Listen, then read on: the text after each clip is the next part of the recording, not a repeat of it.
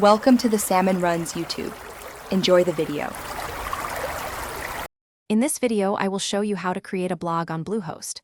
First, navigate to the Bluehost website and select a hosting plan that aligns with your blogging goals. They offer various options, often starting around $2.95 per month for new users. Next, you will choose your domain name, which is your blog's address on the internet.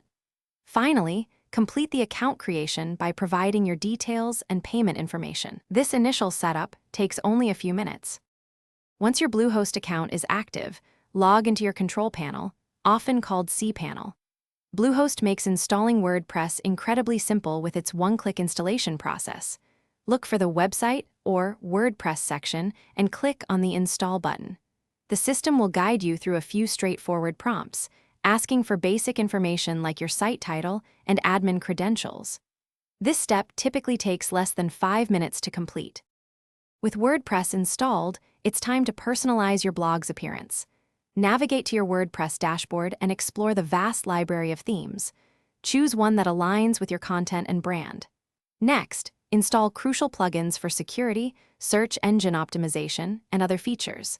Many excellent free and premium options are available. Finally, head to the Posts section to write and publish your very first piece of content.